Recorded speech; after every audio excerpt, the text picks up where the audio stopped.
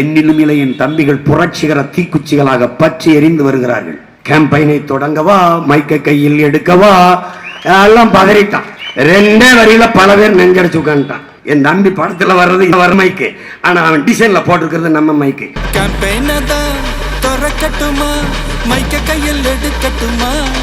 தேடி தேடி என் சின்னத்திற்கு ஓட்டு போடுவாய், அந்த காலம் ஒரு நாள் உருவாகும்.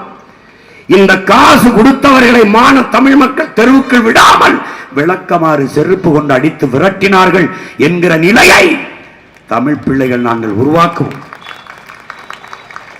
எப்படி உருவாக்குவாய் சீமான்? ஒரு தலைமுறை தயாராகி கொண்டு வருகிறது. என் அருமை பெற்றோர்களே, என் அருமை சொந்தங்களே, என்னிலும் இளையின் தம்பிகள் புரட்சிகர தீக்குச்சிகளாக பற்றி எரிந்து வருகிறார்கள். என்னை சுற்றி என்னை நேசிக்கிற கூட்டம் பெருகிக் கொண்டு போகிறது. கேம்பெயினை தொடங்கவா, மைக்கை கையில் எடுக்கவா, எல்லாம் பதறிட்டான். 2 வரியில பல பேர் நெஞ்சடிச்சு உட்காந்துட்டான். என்னடா அங்கிட்டு என் தம்பி விஜய் ஆண்டனி, அவன் பாடுறது இந்த மைக்கில், ஆனா கையில பிடிச்சிருக்கிறது நம்ம சின்ன மைக்கில்.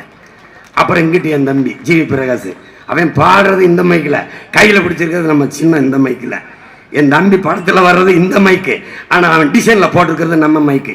என்ன மைக்கு? ஏன் உலகத்தில் பெரும் பெரும் மாறுதல்களை கொண்டு வந்த புரட்சியாளர்கள் எல்லாம் நின்று பேசியது இந்த மைக்கு முன்னாடிதான்.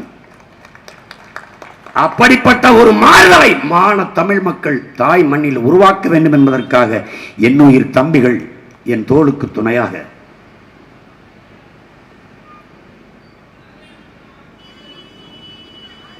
எங்கள் தலைவன்.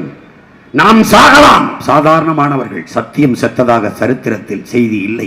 நாம் சத்தியத்தின் பிள்ளைகள். ஒரு நாள் வெல்லும், உறுதியாக வெல்லுவோம் என்று அறிவார்ந்த தமிழ் சமூக மக்களே, எந்த எதிர்பார்ப்பும் இல்லாத தன்னலமற்ற இந்த மண்ணுக்கு மக்களுக்குமாக உழைக்க நிற்கிற உங்கள் பிள்ளைகளை உற்று பாருங்கள், உற்று பாருங்கள்.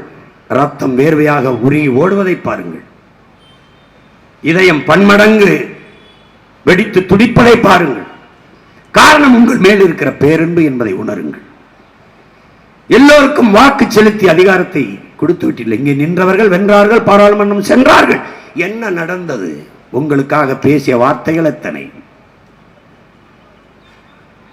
நேர்மையாளர்கள், நல்லாட்சி கொடுத்தவர்கள், உங்களுக்காக உழைத்தவர்கள், கலைத்தவர்கள். எதற்காக ஓட்டுக்கு காசு கொடுக்க வேண்டும்? ஒரு தடவை கேள்வி எழுப்புங்கள். அறிவார்ந்த தமிழ் சமூக தம்பி தங்கைகள், நீங்கள் திரளுங்கள், பகை மிரள திரளுங்கள். பாரதிய ஜனதாவுக்கு தாமரைக்கு போட்டு விட்டீர்கள், கைக்கு பலமுறை போட்டு விட்டீர்கள், உதயசூரியனுக்கு பலமுறை போட்டு விட்டீர்கள், ரெட்டலைக்கு போட்டு விட்டீர்கள். எவ்வளவுதான் தகுதியும் திறமையும் இருந்தாலும் வாய்ப்பில்லை என்றால் பயனற்று போகும். என் பிள்ளைகள் ஆக திறமையானவர்கள். நான் பொறுக்கு விதை மரபினம் பொறுக்கி பொறுக்கி என் பிள்ளைகளை நிறுத்தியிருக்கிறேன். ஒரு வாய்ப்பு கொடுங்கள், அவர்கள் திறனை தகுதியை சோதியுங்கள். உங்கள் உரிமைக்காக என் பிள்ளைகள் இந்திய நாடாளுமன்றத்தில் ஓங்கி முழங்குவார்கள். அச்சப்பட மாட்டார்கள், அச்சப்பட மாட்டார்கள். அவர்களுக்கு வாய்ப்பு கொடுங்கள். மைக்கு சின்னத்திலே வாக்கு செலுத்தி என் பிள்ளைகளை வெற்றி பெறச் செய்யுங்கள். திருவள்ளூர் தொகுதியிலே போட்டியிடுகிற அன்பு தம்பி ஜெகதீஷ் சந்தர் அவர்களுக்கு, பொறியாளர் ஜெகதீஷ் சந்தர் அவர்களுக்கு, ஆசிரியர் பணியை பார்த்துக் கொண்டிருந்தவன் அந்த வேலையை விட்டுவிட்டு வந்து விட்டார். இங்கே திருவரம்பத்தூர் தொகுதியிலே போட்டியிடுகிற ஆரோக்கியர் தம்பி மருத்துவர் ரவிச்சந்திரன் அவர்கள், அவர் மருத்துவமனை வைத்திருக்கிறார். அதிலே இருந்திருக்கலாம். அவரிடத்தில் சென்றேன். நோய்க்கு மருந்து கொடுத்து நோயாளிகளை குணப்படுத்துவது மட்டும் மருத்துவரின் வேலை இல்லை. நோயாளிகளை உருவாகாத ஒரு சமூகத்தை படைப்பதும் மருத்துவரின் வேலைதான். வாருங்கள் என்றே வந்தார்.